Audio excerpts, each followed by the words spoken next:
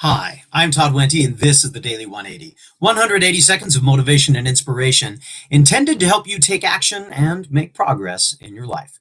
This is episode 445 of the Daily 180, and we're closing in on the end of the year for 2020. For some of us, that's a really good thing. For others of us, I wonder what's going to be laying in store. But in the meantime, we've got more words to cover. We're still in the middle of some of our V words, and today I want to talk about the word vector and how it might apply to us trying to make some progress in our lives.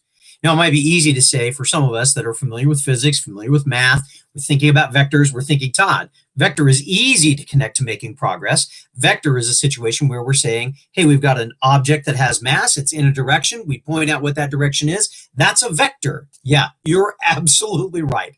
And for those that don't necessarily have a familiarity with physics and math, they're probably saying, oh my gosh, I have to do physics and math on your channel now. That's going to kill me. Well, don't worry. That's probably the last of the physics that we're going to be doing for a little while. But the point of vector is that when something is in motion, it's going to continue in motion, especially mathematically speaking, until something else acts upon it.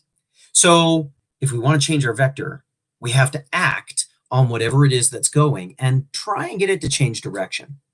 Now, changing direction on something means that we have to add energy into something. So when something's already headed on a particular course, just allowing it to stay in that course is not necessarily going to change its direction. It's not going to change the eventual outcome or the eventual destination of that object. So putting some extra energy in to change its vector is going to be critical.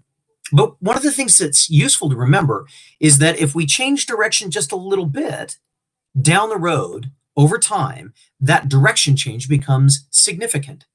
For a lot of us, we feel like we have to make huge changes in our lives. And as we're coming to the end of one year and starting for another, when this video is being made, there are probably a lot of people thinking about all the things that they have to change.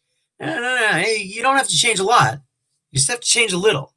And then you have to be consistent in that change so that the new vector that you're on over time will manifest significant changes in the way that the outcomes occur.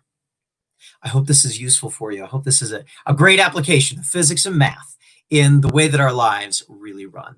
Hopefully, Caitlin's found some interest in this. Caitlin has sent me a couple of chats. Good to see you, Caitlin. And thank you for the kind mention of seeing me during the Christmas devotional with the choir. In the meantime, for those of you that are out there, if this has been useful for you, give us a thumbs up, give us a comment. Let us know if this is helping you, and let us know what kinds of things you'd like to see. Hey, I've got more videos that I'm going to be doing in 2021, but I'd love to do those videos based on the things that you find really valuable and that you have found interesting over the last 400 episodes or so.